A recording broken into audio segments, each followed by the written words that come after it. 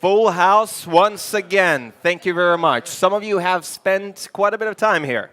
Some of you are new. My name is Gleb. I've been hosting this stage for the second day now.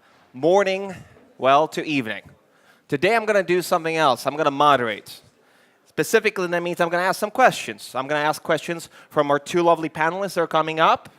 One from the Latvian Central Bank, head of, let's say he's an expert in payments tech. The other representing the New York City Bitcoin Center, yes. And he's been, involved in building out the Nordic Association of basically blockchain and all that stuff. Now, his name is Peter. The other one is Deniss, I believe. Now, what I'm going to do differently from all the other moderators, I'm going to involve you very closely. I'm going to be asking you questions. Some of them, raise your hand type of things. Some I encourage you to ask from us. So it's going to be 30 minutes. At the same time, I don't want us to be like a conversation just between three people. You guys are involved. Now, on this note, I would kindly welcome our two panelists on stage and a warm hand of applause for Peter and Deniss. Please, gentlemen. Now, before we kick this off, if you don't mind me asking, I want to see who the audience is today. How many of you have put any money into either Ripple or Bitcoin or Ether? Hands. Okay. All right. How many of you would be able to explain what the blockchain, well, I'm not going to use D, I'm going to just use blockchain for this. I'm not going to be pedantic. How many would be able to explain what blockchain is to a friend? Could you please raise your hand? Okay, well, this is good. So you two are going to be hopefully giving us some basic definitions what the heck it is. A little bit, if you don't mind. Now, here's what I know about you two. Little human stuff. You are into animals, both of you. Right. Now, you love penguins, though, and you love dogs. You have a golden retriever, if I'm not mistaken. Now, at the same time, you both like blockchain. At the same time, you're approaching from completely different angles. And that's exciting. So, Peter, man. Well, I want to say I love animals more than Deniss here. Oh, we're already getting competitive. I see this. Now, what I want to understand, though, is, Peter, I'll start with Peter and I'll move on to Deniss, if you don't mind. What got you into, what is the first time you saw, cryptocurrencies or crypto as a whole coming up and, blockchain coming a little after that? But at the same time, when was the first time you encountered it? You've actually seriously started looking at it. When was the moment in time? Well, for me, it started in 2013. How many here have seen the documentary Banking on Bitcoin on Netflix? Okay, good. Alrighty. So in this movie, there is a lot of feature of our New York City Bitcoin Center, which was the first physical exchange right next to the New York City Stock Exchange, a 60,000 square feet space where we took and basically facilitated some more high-level activities for Bitcoin and helped reshape the brand. And now today, we're working very hard to solve the biggest problems within blockchain. We're working with the Oracle ecosystem for Ethereum, and we're working on the scalability solutions and other. What are your top three right now, the challenges? So I would say scalability is one, and I think we're going to see many opportunities and many new techs coming out here in 2018 that can attempt to solve that very well. I mean, our founder, Nick Spanos, is leading one of them. Yeah. So we'll have a very interesting scalability solution coming out in 2018. And we also have the second largest problem is the Oracle problem. So if you want smart contracts, they need data to trigger. So at SAP, we trigger smart contracts with real-world data and real-world events. And then the third one I would say is ease of use. Like we have plateaued in terms of user-friendliness within crypto wallets. And if someone could keep pioneering that and make it even easier to use Bitcoin, I think that would be great. So scalability, smart contracts, and abuse as in fraud, if I understood correctly. No, just ease of use in terms of actually using the wallet. Understood. Now, so give me a year. 2009, 2010, when did you first encounter it? So Nick Spanos called me in 2013 and said, now it's time to get in because we're building the center, and I thought that was excellent. I've always admired him. So when he calls and say, this is it, with such a conviction, it's hard not to get the memo. Understood. Now let's move on to Deniss. Deniss, was the first time you heard crypto? More than blockchain, man? It's a surprise for me, but we actually joined at the same time.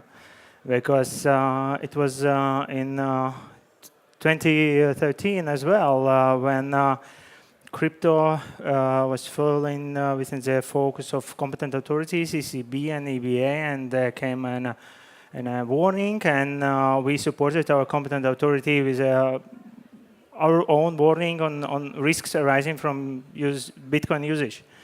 Well, I come from payments, so I'm more focused on PSD2, if you know what is it. So it's Payment Service Directive and new opportunities to fintechs, actually. And crypto and blockchain is like a hobby because usually I have time for it only after my working hours. So spend crypto nights or crypto weekends. Oh, well, that's a confession right there. I would say I was watching your interviews this morning, so I'm ready to take this challenge. And the most interesting thing was that Evgeny Kazanin, who was interviewing you, we were in one panel 2 years ago, and he was representing Twino, and he was ready to disrupt banking. And now what I can see, he has joined Luminor. And fintechs cooperate, actually. So they are going together to make digital transformation together. And therefore, I felt, to be honest, confused this morning watching you because I hope that I'm most open guy in whole Baltic central bank of all three central banks, because I'm open to be here. I'm ready to be here. I'm ready to take your challenge. I'm ready to discuss all these things. And the second point I would like to make, I'm actually making a great job for you, because actually you are focusing now, or you were focusing during your interview. I would be happy if it's 1% of our citizens, but actually I do take care about other 99, because I organize seminars, I'm in media, I'm in TV, I'm writing articles in order to explain people what is the hype about. And sometimes I'm quite critical, but nevertheless, so people start to understand what Bitcoin is about, what blockchain is about, what are the opportunities of those technologies. Speaking of this before, Peter, you have an answer. I'm sure you do. To which one? I thought that was a lot. That was a tall order, but there was maybe you want to highlight a few things I should address. I'm about to, guys. My point was, well, it smells like a cannibalism. So I'm trying to help you. Okay. Don't eat me. Okay. Don't kill me. Somebody's you tweeting cannibalism. Blood, # cannibalism, guys. But before that, though, I would like to clarify for the layman audience, and please, two experts, and I'm also representative of this. What's the difference between the blockchain, What the heck is it? A little bit. Give me in a nutshell. I've been reading a book on this, and I'm still having a hard time at this. Well, it is incredibly complex, so it does take a long time. I mean, when Nick called me, he said, study for 3 months and then get back to me. And if you ever worked with New Yorkers, you know when you're getting 3 months to do something, it's because it's pretty complex. So try us. If you take Bitcoin, it puts together state-of-the-art principles of mathematics, computer science, cryptography. Yeah. So it is complex. And that's okay. That's also partly the problem, and that's why we have so many scams and so much hype, is because people cannot really bust it because they don't have the technical expertise. But if you really look into it, I find that when people say, "Oh, we love blockchain, but we're not so much into cryptocurrency," that's like saying, "Oh, I love AI, but I'm not so much into robotics and machines."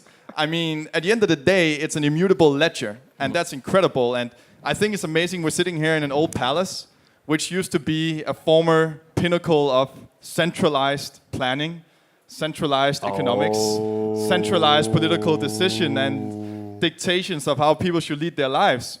And I think what we have seen in history is that when you give more authority to the people, when you believe in people, when you emancipate populations, it yields good returns, and you can see that the market works. And I think over the long run, the market will show who's the real winner. Okay, quick reality check. How many of you became a little smarter about what the blockchain is? Could you please raise your hands? People who got a little smarter. All right. Okay, fair enough. It was a good attempt. We'll get into this. Now, you're representing 99%. You're positioning he's representing 1%. I don't know about it, but at the same time, I want to see that. So emancipating, giving the rights, giving the possibility, giving the financial freedom in a way. Centralized system, central bank versus decentralized system in a way, if I may position this. Now, Deniss, do you have a response? Definitely. Let's do it. Well, so you mentioned in the morning that you have studied politics, so now I see that probably you were excellent in that. I do not think that your Trump style is the best way to tell people what... I haven't even started tweeting yet. Yeah, well... Gentlemen, let's play civil. Let's play civil. I will try not to go in details. Well, sometimes I ask people why they invest in Bitcoin, why they try to buy Bitcoins. And quite usual answer is, well, there is a great technology behind, or it has a new, unique, or probably perfect monetary system. Well, guys, telling in your words, actually, it doesn't matter what technology is behind the bullshit. It doesn't make it a candy. Therefore, I'm trying to tell you, well, there is a Bitcoin, there is a crypto, there is a blockchain actually, but it doesn't solve the problem. You are saying that it may solve, definitely, it has a great potential, but at the moment you want to change something that is imperfect with something really crazy, in my opinion. Oh, that's a good sentence. Somebody tweet some of this, please. All right, Peter, you know what to go for? Well, I mean, I don't even know where to begin. I mean, if you look at the facts, you see that if you take the world's aggregated foreign aid, you times it with 5, you have the amount of value that is being sent home to emerging economies from hardworking people in the West who want to feed their families and loved ones. And instead of getting ripped 10% on their transactions, they can now just send crypto for almost no money. And you can be for Bitcoin, you can be against Bitcoin. You can say that it's the future, it's the best. You can say it's the worst, it's Armageddon. But one thing you cannot deny is that it works. And one thing you cannot deny is that the technical specifications are so secure that after 10 years, it has not been hacked. And if you want more facts, leading up to the Mt. Gox hack in the early days, basically we saw there was 100,000 hacking attempts per second. And if you benchmark that against a protocol that's been standing for 10 years, that's unparamount to any banking security system so far in performance and security. And what we're seeing now is that if I want to send $100 million to China, there's no other monetary system in the world, no other financial vehicle that is as effective as Bitcoin. It's going to be there within 10 minutes. It's going to be right now less than $10 in fees, and I can be 100% sure it's going to get there. And if I want to shop in the local supermarket, what is it you use here? You use REMI, right? You want to shop in the local REMI, you can use Litecoin. You can use any other currency that is not as pricey. So it works. The system works. And I don't know what's going to happen. I'm not a fortune teller. But one thing I do know is this, and that is it's being adopted more and more every day. It's being refined every day, and it's getting easier and easier to use. And it's getting more and more difficult to answer why we need a bank to facilitate transactions when we have a peer-to-peer cashless system. Peter, thank you. Before we go to Deniss, you mentioned a 99%. I understand it was like a strong statement at the same time, but I actually want to get an idea. What's the distribution right now from both of you, your bets, both of you? So how many people, population-wise, are using Bitcoin and all those currencies and all that stuff versus, people cash? What's the distribution between the two right now? Well, in Latvia, around 70% they use cash, right. So and only 30 is non-cash. Right. Well, if you touched my topic, payments, well, I can say that at the moment Bitcoin really fails to compete with European instant payments. The central bank has launched instant payment infrastructure last year in August. Since November, it is European-wide, so we are waiting for more banks, and it will become reachable to everybody. The transfer takes in less than a second, actually, and for me, it doesn't cost anything. I pay a monthly fee to my bank, and I make unlimited number of transfers every month, so it doesn't cost me anything. Well, if you look on Bitcoin, well, as I already said, at its current stage, for 10 years, nothing happened. We have new technology. Still, you say that it probably has a potential to make payments better, definitely. But if you compare this area where Bitcoin can improve payments, it's a cross-border, cross-currency transfers where we already have Ripple. Well, we'll see. If we go back, then at the moment it's expensive. So its capacity under the question, and I don't know. And there are still some risks, and therefore. I don't know. I would not agree. You may say that actually there will be Lightning networks. Well, this thing for me looks like you have a wooden house. It was great 10 years ago. Now you have to renew it, and you take some wood parts and you put bricks, and then it looks ugly. It requires different maintenance, and so probably you should build new brick house, move there, and destroy and demolish this old wooden house.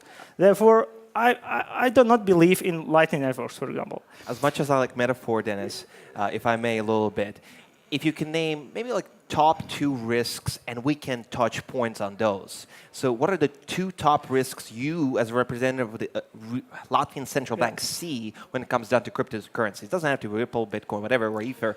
What do you see?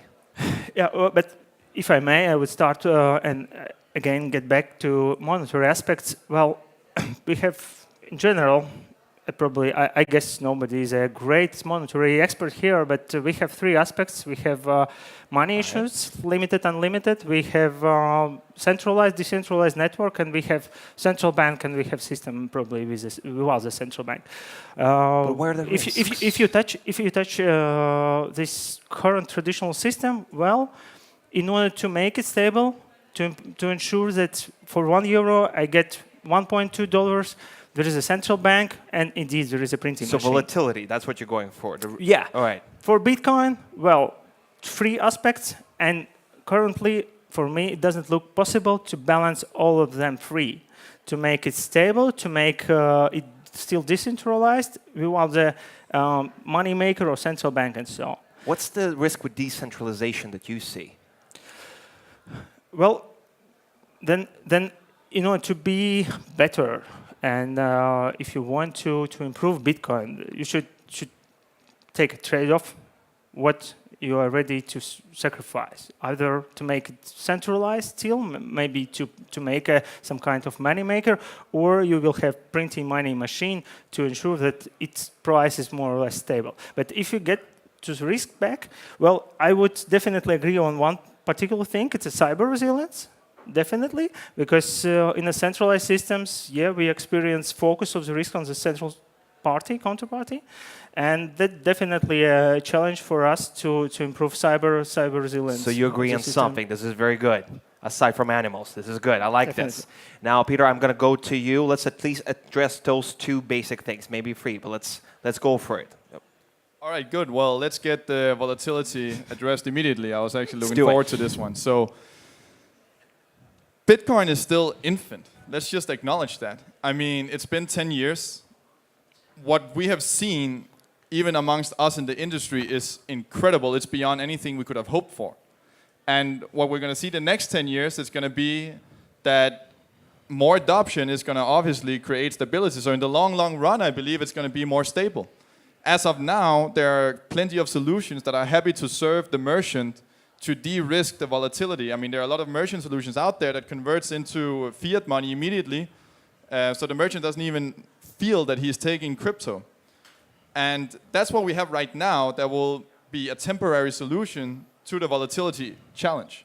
Over the long run, stability will come, and I'm looking forward to that. I think it's incredible that I hear you sitting here using history and stability as an argument. I mean, Bitcoin came after the 28 crisis. And what we're seeing before that is that we left the gold standard in 73. Like for centuries, and maybe you can help me understand this, I would love to learn. Like for centuries, we have used gold as a medium of transactions because it's scarce, divisible, it's impossible to falsify because it's a noble metal. It's easy to store excess production.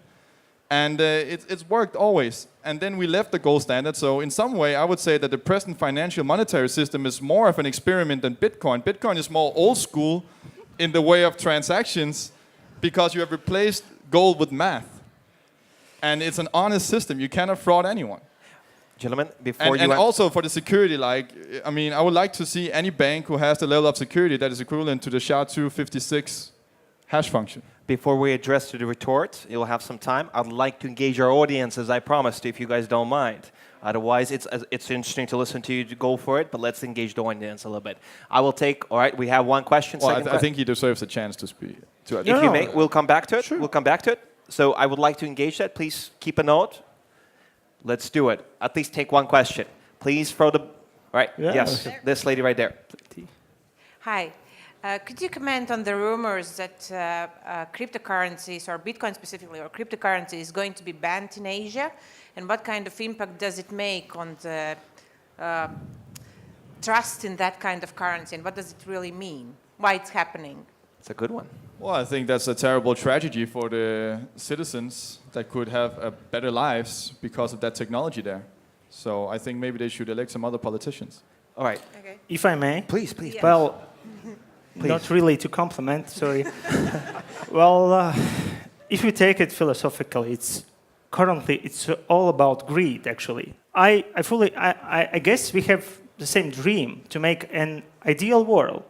But in my opinion, we should start with ideal people. If it's about greed and making money, then actually it makes it like a bubble, and bubbles burst. I wanted to take an example of this week. Well, Bitcoin was falling down 25% in 2 days. Well, it's again question to you and volatility aspect. Whether you want to receive your salary on Sunday and it will be only 2/3 on Wednesday, would you be happy? I don't think so. But if you get back and look on Wednesday, well, U.S. Senate said we are not going to ban Bitcoin. We are going to regulate it, and it was 10% up. People, you are looking for decentralization, deregulation, and you are happy, and you are 10% up with the statement that we are going to regulate and make money on you. That's, for me, it looks that problem is not in Bitcoin as such or technology. Problem is in people in the crowd, actually. If I may bring it back to the gold standard a little bit, so would address that. So you felt volatility aspect was not fully addressed here. At the same time, you were very much about empowerment, very much going after, well, let's look at the traditional system. Traditional system had its flaws and still has its flaws, including cybersecurity. This seemingly is one thing you both agree on.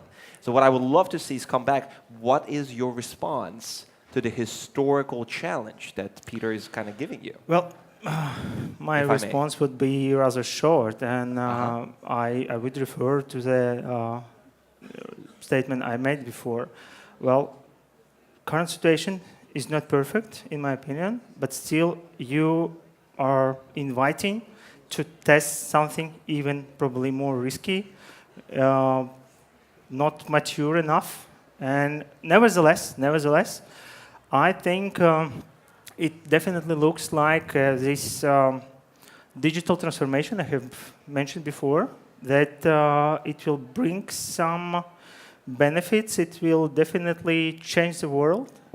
I don't think so that we will have Bitcoin as a widely used currency, but maybe it's time to demolish the old house and create new one. So how are you guys doing it right now? Is there something, an alternative you're working on? Yeah, I understand what you mean about. Yeah. What are you guys doing? Because they're offering a solution. Starting the January last year, so everybody understands that central banks are working on this particular issue. What issue? Because there's the board member of European Central Bank gave a quite detailed speech on how could the digital-based money look like. Oh. That means that, yes, we have such a topic on our central bankers' agenda. We'll see. Therefore, I'm saying that actually cryptocurrencies... I'm going to push you on that a little bit. What are you guys working on? Come on. Well, at the moment, still, we do I mean, not Deniss, see. I hope we can agree the last thing the world needs is another crypto. Come on, show us a little bit. Are we going to see what? A crypto euro? Hopefully not. What is going to happen now? Well, If you may. this could be one of the scenarios. If crypto, some kind of like a Bitcoin, reach a critical mass, probably the central bankers will have such a scenario in their pockets to come with crypto euro. Oh. You should not exclude that. Peter, your response to that? I know you just said it, like, better not a crypto, but you just heard it from the horse's mouth. Well, I think at our company, at our Bitcoin center, we get a lot of applications and a lot of business models that people want to build different cryptos. Yeah. And I think one of the basic sanity checks we always ask is, what's the invention here? What's the thing? Intrinsic value? Yeah, well, what's the utility that it brings to the table? What's the innovation? What's the pioneering here? Yeah. And if they're not bringing anything else but just another crypto, we actually send them home and say, sorry, revise your business model, please. That's a good approach. That's a good approach, Definitely. for sure. Because crypto should develop. We just discussed that actually Bitcoin has some problems. So it's not mature enough or it's too old already, but we need to go for something new. Okay, let's do a quick poll in terms of crypto euros potential. We do actually, we're building an accelerator program. We'll love to have the European Central Bank as a startup. we'll coach you guys through, and maybe you can come up with some original. This is an excellent opportunity to poll. Let's do basic market validation. How many of you would be interested in a crypto euro? Hands up. All right, how many of you buy this guy a beer. All right, how many of you would be strongly against it? Please raise your hand. Strongly against it. Okay, well, so far. Unless it has utility. So I mean, far. if the European Central Bank would innovate and bring up some new amazing ideas to the table, then by all means, that would be amazing. Okay, come on. What are you thinking? What could they, in their position, because they're under more regulation, he's right.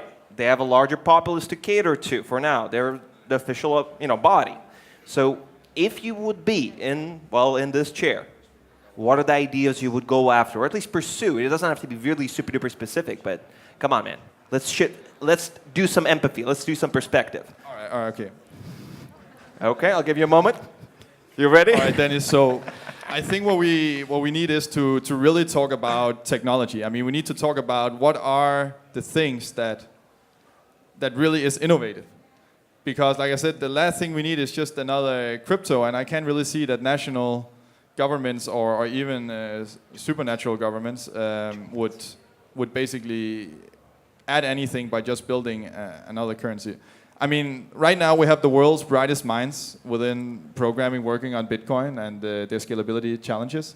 So I think Bitcoin would be the best thing to focus on. And I mean, if we can have Bitcoin being adopted all over the EU, then that would be incredible. Yeah. What is your take, man? Very brief reaction to that one. Well, for central bankers, it's definitely not about technology as a first step. It's to answer the question probably asked by general public, why? And 99% actually don't care. Is it e-money or is it crypto euro and something else? They want to have normal stable money and good mean of payment. Well, and therefore I would say that we should start with monetary aspects because we are central bankers. We make a monetary policy.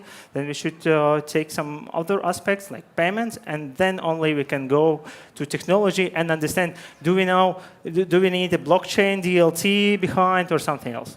Right. I'm sensing that I wish you would have more time. So what I'm going to do, I'm going to take at least 2 questions from the audience. One. And the second one would be right there. Oh, one of our panelists the day before who's in the field. Sir, let's do it. Please, couldn't have the box. Are you a good catcher? So Fred, I think you were involved in Admiral Markets at some point, if I'm not mistaken. At some point. At some point. So you're in the industry. Point. Well, I've Let's do been it. in the fintech industry for about 14 years. Excellent. Shoot, man. Yeah. The question is simple. Should cryptocurrencies be regulated? And why? To both. Okay, let's do it. I mean, I think that's such a broad thing. I mean, should it be regulated? I mean, what regulations are we talking about? I mean, do you want to... Well, Taxes. you tell me. Well, for instance, taxes. This is No. Should it be regulated? Do you want regulation? Are you pro-regulation? Are you against? And why? And to which extent should it be regulated if it should be regulated? Look, I think that it's important to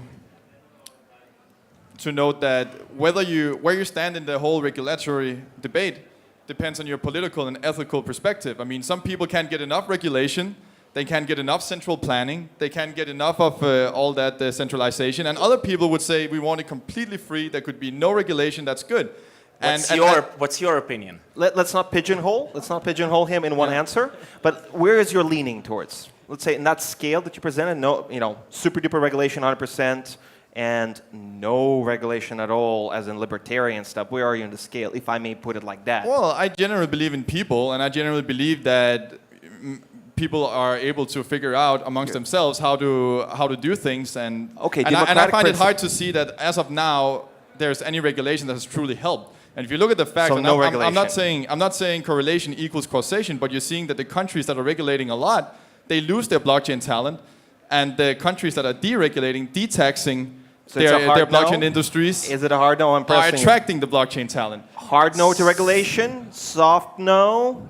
Where are we, man? You got to present some concrete ideas before I can give you concrete answers. Understood. So you're open to the possibility of regulation, but you would not like to do a committal to whether that cryptocurrency should be regulated. I mean, I think it's interesting when we look at the financial regulation that it's so intense. He's good. Because everywhere else in society, you're innocent until you're proven guilty. But in the financial market, it's almost the opposite. And like I told on stage this morning, I have this friend who is the most compliant guy in all of Copenhagen. And still, he's like going through some crazy hoops just to be allowed to have an exchange. I'm going to take the non-answer. I'm going to stop for now. Everybody who wants to ask him about his position, be my guest. If I'm correct. We need to take the second question, but be quick, short answer on regulation. Wait a second. Now, I want to say No. Okay. Come on. It's not my role to argue what regulation should be there. Okay. I think it should be your role to present some regulation to us in the industry. Okay. Because why is it regulation is not natural born. It's not something that's in nature. It's something human beings invent because they believe it's going to help something. Okay, that's closer to an answer. It's up to you to present something to me and not the other way around. I'm not a central banker, but sorry, go. Let's stick to the central banker. Perfect in your politics Deniss, course. Short and sweet. Central bank in Latvia is not a regulator, so we have separate authority here. And the second question, is its current nature being a digital value or asset? Probably we should care about customer protection, investor protection, and it should be probably taken as an asset class. Yeah. Okay, let's take the next question from the professional. All right, please, sir. Whoop. Teamwork, very good. Please introduce yourself once again. Can you hear me? Yeah, my name is Alex Pospechov. I'm working for the company called Iconic. And Iconic, my question to Deniss. We got experience. I personally worked with central bankers in Russia, in Armenia, where we established the blockchain ecosystem. And well, technically our job was like a psychotherapist. We tell them everything's gonna be fine, everything's gonna be okay. So if you have any questions, everything's gonna be perfect. So my question to you is, what your fears, like a guy from the central bank, about what cryptocurrency could make, I mean, in terms of bad decisions, and what, let's say, your answer to them. So, because the main question from central bankers was, we're afraid, and if we make something, if we make mistakes, it's going to rush everything. A moment. Quick summary of the question. It was a long question. Just so the question. No, what's your fears here? You got it? I'm fine. You got it. Let's do it. Yeah. Well, as I have already mentioned, we are not regulators. I'm a facilitator. I'm trying to get you guys, bankers, and everybody who is interested to develop the technology. Well, no fear for me. I'm ready, I'm open, but nevertheless, I have 99% of population whom I should explain the risks arising from crypto. Understood. Fair enough. As I really want to continue this. I'm seeing a large group of people. Unfortunately, we're tied with the schedule. So here's what I'm going to encourage you to do, is approach these two gentlemen and ask them stuff, because they know a lot. Now, if you have a final note that you'd like to give the audience, both of you, what would it be? Sure. I mean, elaborating on the point I was making before, I mean, the countries that are really opening up their attitudes and their frameworks for crypto, they're seeing amazing returns. The GDP of Japan is now an extra 0.3%. Yeah. Because it's 0.3%. Okay. And That'll be that's because pretty of good, crypto. pretty good. And I mean, if that's 0.03% of Japan, I mean, what would that be in Latvia? Like 110%? But, Okay, apples and oranges statistically. Apples and oranges. I mean, it's like there's so much value to be captured from this. And I think you have to decide whether you want to be helping bring cryptos and blockchain mines to your country, or whether you want to make it more difficult, and whether you want to have a bad attitude about it. I mean, it's really going to go down like probably 10, 20 years from now. You'll see the severe impact of that. All right, Deniss, It's a final words. definitely valid point because a country wants to make new money without investing. But you're absolutely right. I do see that actually the way we could both go is to find benefits or find a scenario where both can benefit and we can just focus on development and make this world better. At least they agreed on something. Very good. Hands of applause for you, fine gentlemen. Thank you very much. Thank you very much. Thank you very